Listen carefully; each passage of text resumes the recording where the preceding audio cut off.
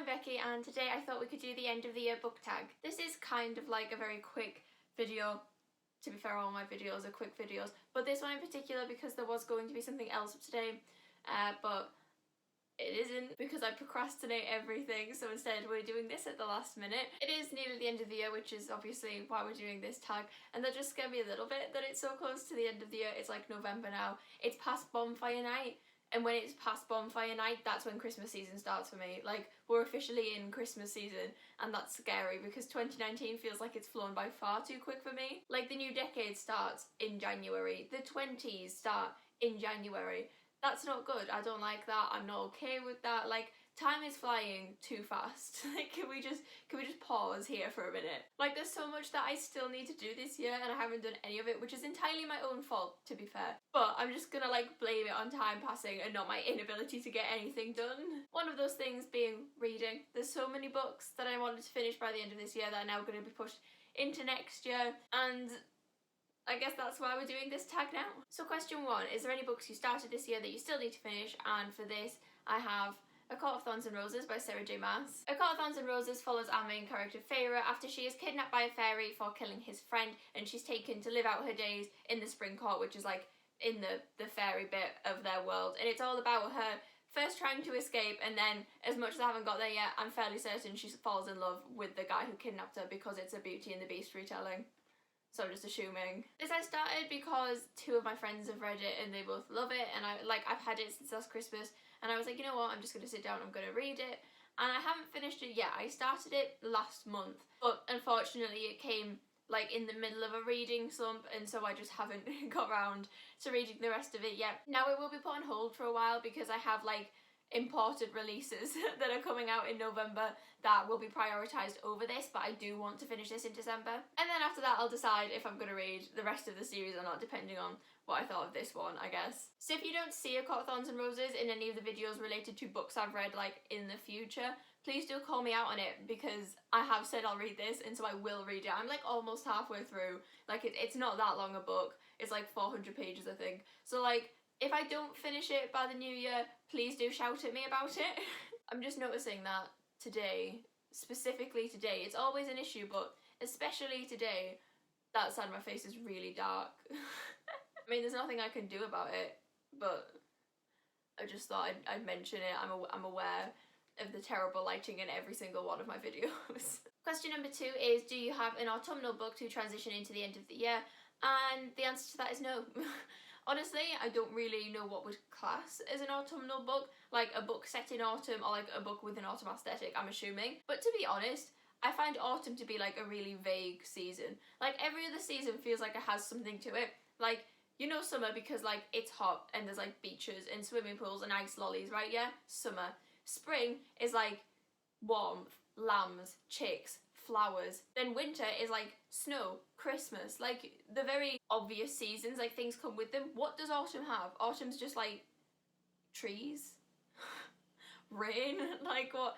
I find it really vague in general. So I definitely don't have like an autumnal book to read. I don't even have like spooky books that I read at Halloween. Like, I just have a very long TBR that I'm just getting through. Like, I don't really have a choice at the moment of what it is that I read when. I'm going to apologise just for a moment if you can hear the guy cutting the grass outside. It's like one of the council dudes who comes and trims all of the little grass bits on the pavement, and he's quite close to the house. He started just as I sat down to film, by the way. Like, luck is not on my side today. Question number 3 is there a new release you're still waiting for?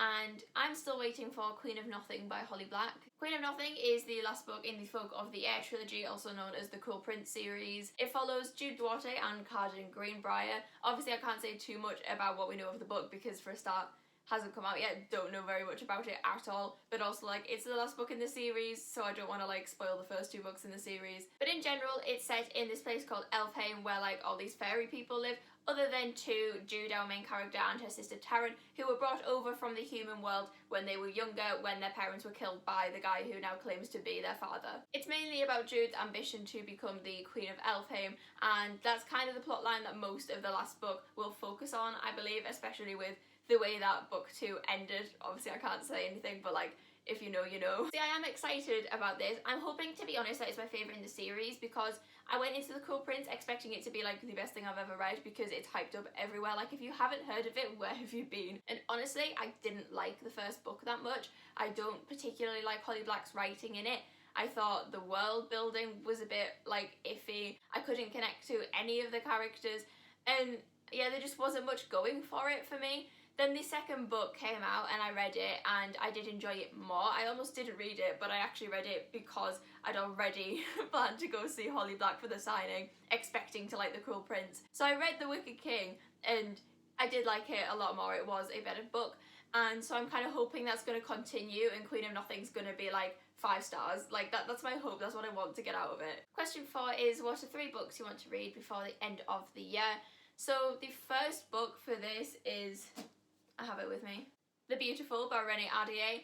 This I'm hoping to get around to as well in December. I wanted to get to it in like October really, but the book I was reading in October took the entire month of October to read, and so I never really got a chance to read anything else. And so now I have books to read in November. This has kind of been pushed back to December. But I am excited about this, mainly because it's the return of vampires, and like, as somebody who was obsessed with Twilight when I was 11, I'm just so excited about the return of the vampire genre. I have been slightly put off this since I got it. I got it in the Fairy Loot box, like I didn't have to buy it. But I'm not as keen now, just because I've read that it's not a series, and I struggle with books that aren't a series because I like things to stay the same. I like to read things that like don't change too much. Obviously the plot changes, but characters and everything is the same, and so standalones tend to be difficult for me. However, I have heard that this, as much as like the rest of the series is set in the same like universe, it's different characters. So I don't know how I feel about that, and it has made me slightly iffy. And also, like, people keep talking about 3 characters in this. Like, I know nothing about the plot other than it's New Orleans and there's vampires, but I keep seeing people talking about 3 characters, and that to me means love triangle, and I cannot stand love triangles. So I'm really hoping that I'm wrong and there's not a love triangle. But like, I am slightly worried about it. So hopefully there either isn't one and I'm just like worrying about nothing, or it's a good enough book for me to not care. But yeah, I'm really concerned now. But I will get to it. I will read it before the end of the year. And then we'll see, I guess. The second book I want to read before the end of the year is Call Down the Hawk by Maggie Stiefvater. Call Down the Hawk is the first book in the Dreamer trilogy, and it follows Ronan Lynch and Adam Parrish, who were main characters in the Raven Cycle series. Everything surrounding this has been slightly vague. Like, even the synopsis on the front cover is like fairly vague. All I know is that we're following new characters, one of whom I believe is like a hunter of dreamers, and one I believe is a thief of like dream items. And I'm assuming they're going to get involved with Ronan and Adam in some way, obviously. This I do plan on starting like today. I got it 2 days ago on release day. It's actually not available anywhere in the UK at the moment. I went into Waterstones to get it because I'd reserved a copy, and they'd said like, oh yeah, publication day 5th of November. And I went in and they were like, oh no, we don't have it yet. It's not going to be here for at least another week. And I was like, what? Like, my entire Twitter timeline was just spoilers, and I was like, what do you mean I can't have it now? And Amazon was the same. It was temporarily unavailable. WH Smith didn't have it. Like, this book, you just could not get it on release date, which was a nightmare, to be fair. But thankfully, I thought ahead and bought the Owl Crate Call Down the Hawk box, which came with this edition of it in, I don't know if you can see it because of the hideous lighting. There we go. The blue instead of like the like black and orange, which personally I think looks so much better than the black and orange. However, I did freak out a lot only to like not read the book. Like, I got it eventually on 5th of November, and then I still haven't started it, and it's now like the 7th of November, but I will. I do plan on starting this today, and then there will be a review coming of this. In fact, that was supposed to be today's video. I was going to try and read it in 2 days and then review it, and I didn't. But there will be one coming hopefully next week. So yeah, you will definitely know when I finish this, and I will be talking about it. Hopefully I'll make some notes, although I'm not very good at taking notes when I'm reading books, but we'll see. There will be some form of review on it. I was flicking through this earlier just to like have a look at it and like see what's going on, and like the Stiefvater writing really sticks out, and I love that because I love her writing style so much. So I am really excited to jump into this, and like I'm actually going to start reading it, I think, as soon as I finish filming this video, so excited.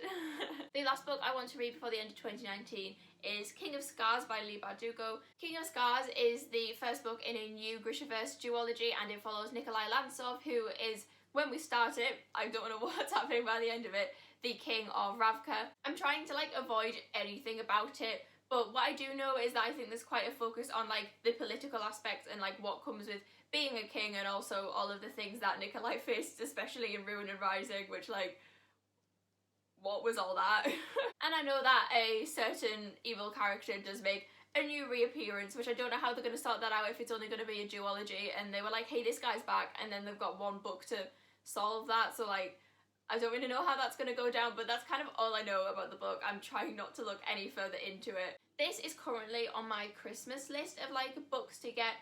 Basically what I've done is I'm going through towards the end of the year like the books I own, and then at Christmas I've asked for like a ton of books that I want to read next year, because I don't particularly like buying books, just because what if I buy it and I don't like it? Like, that's something I worry about. So if I do buy them, I only buy like the first in the series.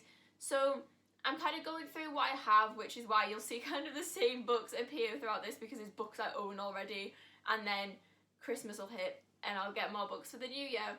And currently King of Scars is one of those. However, depending on how like December reading goes, I might get it earlier, because it's like the only book in the Grishaverse other than the one with the short stories. I can't remember what it's called, but the one with the short stories. But other than that one, King of Scars is the only one I haven't read. I don't know why yet, because I love Nikolai, so you'd think I would have got around to it by now, although I did only finish the Shadow and Bone trilogy in like September. But yeah, I'm excited for like a whole book focused on Nikolai Lantsov, because we're not getting him in the TV show, so at least I can have him in the book. Question 5 is there a book that you think could shock you and become your favourite of this year? And for this, again, I'm going to say Call Down the Hawk.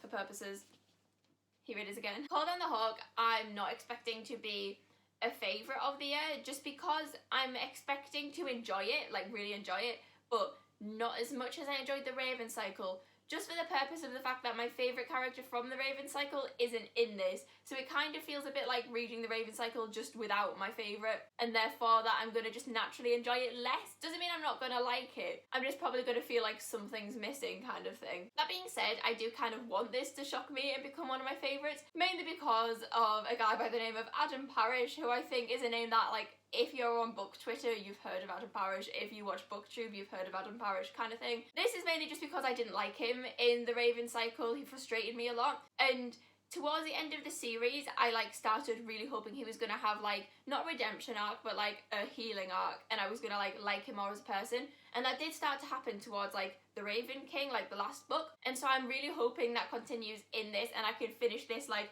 #1 Adam Parrish stan. Like, that's how I want it to go, because I want to like him as much as everybody else on the internet seems to like him, kind of thing. Also, the plot of this just sounds like it's going to be really intriguing. Like, the little bits I know about it, in this mention of like a fairy market, which reminds me a lot by the sounds of it of like the Shadow Market in the Shadowhunter Chronicles. Like, it feels like it's going to have that kind of vibe. I'm assuming we're selling like dream objects or something.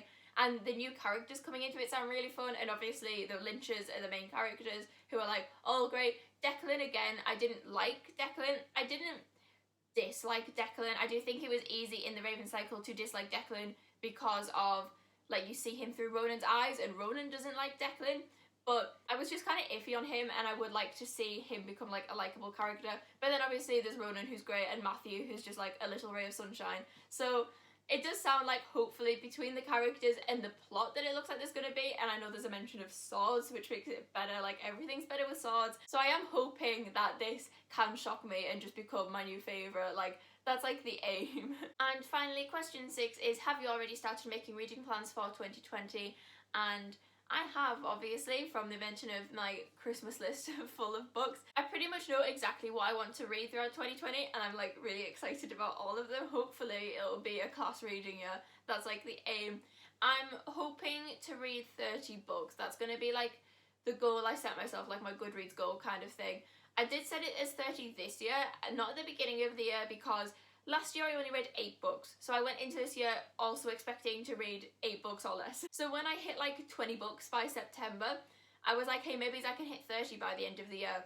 However, that was before I started reading the book I read in October, and not only did it take me a month, but it also put me into a major reading slump, and I haven't actually finished a book since. So, you know, that's probably not going to happen anymore. If I hit like 25 by the end of the year now, I'll be happy. But next year, I do think I'm going to set it as 30 at the beginning of the year and aim for that, because that's like 2 books a month, I think, when I worked it out. Hopefully I can go for more than that. I was going to set it at 50, but that feels a bit ambitious for someone who read 8 books in 2018. So hopefully I can at least hit 30. That's the plan. I have enough books that I'm excited about to hit 30, but I suppose, you know, I might not like all of those books. I have quite the habit of getting books that everybody else really likes, and that I look at and I'm like, oh yeah, I'll really like that. That's right on my street. That's just the kind of thing I like. And then I start it and I'm like, oh my god, this is shite. Like, I've done that 3 times maybe this year, which is far too many times. Yeah, so hopefully next year will be a great reading year, just like praying for 2020, I guess. So that is it from me today. Please do comment down below if you have any books that you're looking forward to reading by the end of the year, or like if there's been any books this year that you've really disliked, put that in the comments, because I find that more interesting than the books people did enjoy. Like, just roast books in the comments. Thank you so much for watching, and I will see you very soon. Bye!